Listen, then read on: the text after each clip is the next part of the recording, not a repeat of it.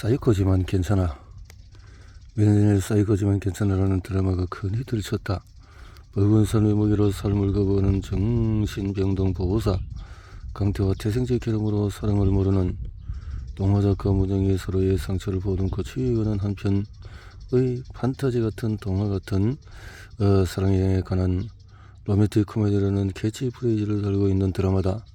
사실 드라마에서처럼 사이코지만은 내 이연이대로 괜찮다고 말할 수 있는 사람이 얼마나 될까? 이런 사이코패스에 대한 부정적인 시각은 최근에 언론의 각종 범죄와 연루되는 사이코패스 범죄자가 등장하면서 악화되었다.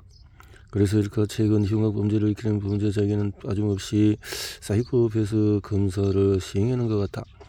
2022년 길에서 만난 생명부지의 여성을 구타하고 머리를 여러 차례 발로 타격한 부산 돌려차기 남자와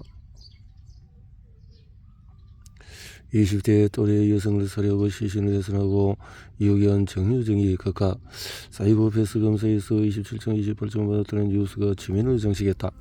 일반인은 보통 15점 안팎, 일반인 보통 15점 안팎인데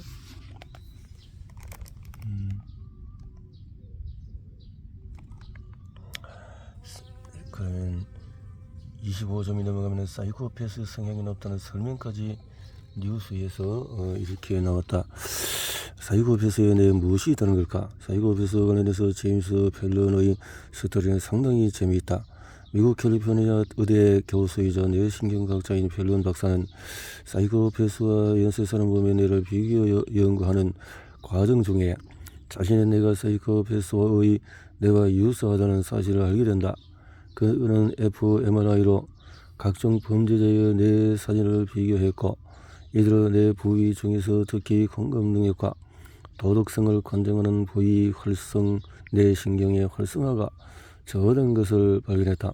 그리고 이를 알츠하이머 치매 환자의 뇌와 비교하다 가족 중에서 한 명의 뇌가 사이코패스의 뇌 성향과 매우 흡사하다는 충격적인 사실을 알아버렸다.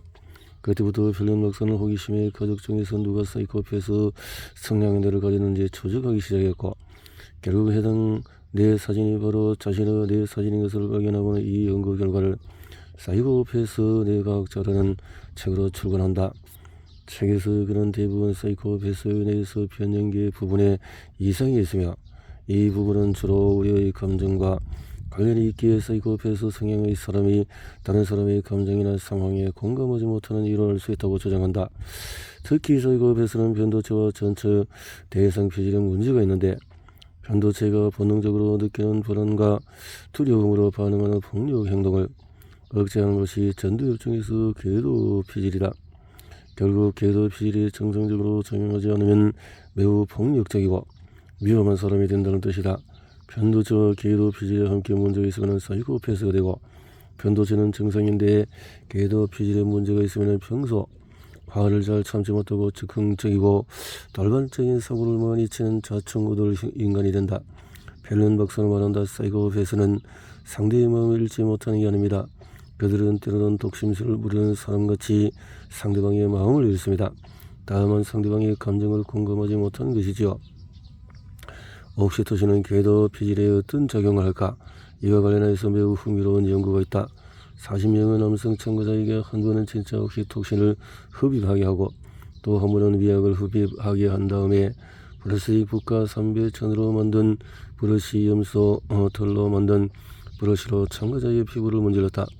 이후에 참가자들에게 각기 브러쉬가 어떤 느낌이 들었는지 물었다. 그랬더니 어떤 종류의 브러쉬로 터치했든지 옥시토신을 흡입한 참가자는 보통 더 기분이 좋았다고 답했다. 또한 그들의 뇌 부위 중에서 궤도 피질이 더욱 활성화되었다. 과연 옥시토신이 사이코패스처럼 반사회성 장애를 가진 사람에게 도움이 될까? 실제 옥시토신 흡입과 반사회성 장애의 관계를 조사한 메타 분석이 연구가 있지만 어떤 연구는 효과가 있다고 말하고 어떤 연구는 확실하지 않다고 조심스러운 반응을 보이고 있다. 공감이 중요하다. 옥시토신이 공감 능력과 어느 정도 관련이 있느냐에 대한 다채로운 연구는 매우 흥미로운 결과를 내놓았다. 그 중에 하나가 초원들지를 이용한 연구다. 일부 일처를 유지하며 분식하는 초원들지의 암컷을 따로 분리한 다음에 전기 충격을 주고 사이렌 소리를 가해서 스트레스와 트라우마를 유발했다. 이후에 함께 들지를 수컷이 있는 케이지로 돌려보냈다. 그랬더니 수컷은 트라우마에 빠진 암컷에게 다가가서 자신의 몸을 비비고 핥아주며 지극정성으로 위로해 주었다. 반면에 초원들쥐에게 옥시토신 기량제를 투여하여 옥시토신이 체내에서 제대로 작용하지 않게 만들었더니 물고 빨고 가진 애정을 보여주던 수컷이 케이지에 들어오는 것을 보고도 아무런 미동도 하지 않았다.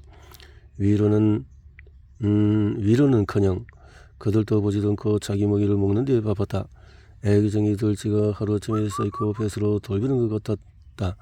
알고 봤더니 스코치를 이 시대 최고의 로맨티스트로 만들어주었던 것은 다름 아닌 옥시토신이었다.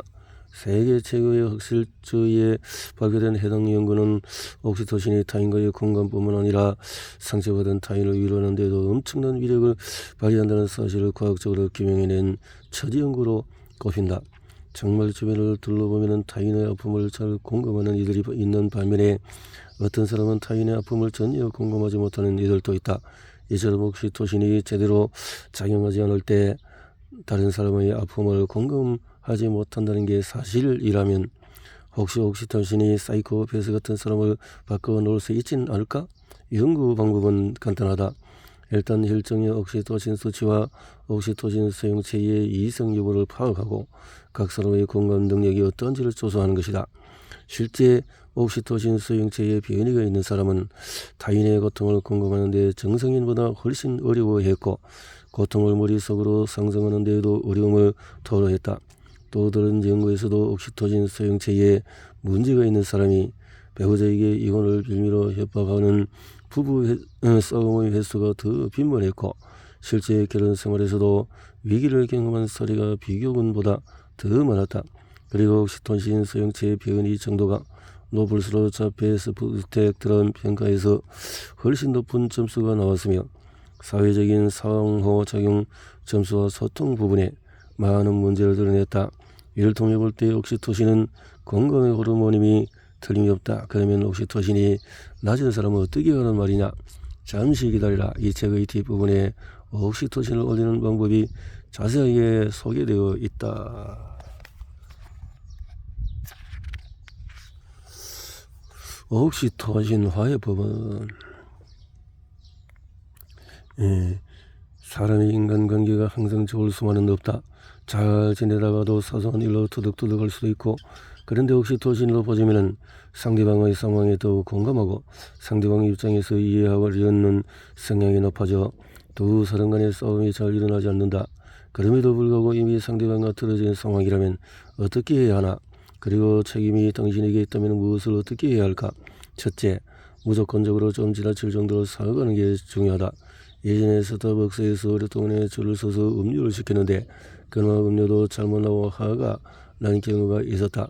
점원에게 불평했더니 내가 민망할 정도로 허리를 굽히며 사과를 하였고 화는 바로 누구로 들었다. 그런데 내 음료를 다시 만들면서 그 점원은 옆에 있던 신입 점원에게 이렇게 말했다. 사과할 때는 이렇게 지나칠 정도로 바로 사과하세요. 알겠어요? 때마침 신입 점원을 교육하고 있었던 것이다. 그 광경을 보며 실수를 했지만 덕분에 좋은 교훈을 얻었다. 둘째, 맛있는 음식을 대접하며 화해하자. 물론 상대방이 화가 나서 함께 밥을 먹을 상황이 아닐 수도 있다. 가능하다면 맛있는 음식을 대접하면서 대화하면 상대방의 옥시토신 수치가 올라가고 당신을 이해하고 용서할 가능성은 더 높아질 것이다. 셋째, 내가 상대방을 신뢰하고 있다는 것을 확신시켜 주라. 누군가 나를 신뢰하고 한다고 생각할 때 내 옥시토신 분비는 촉진한다.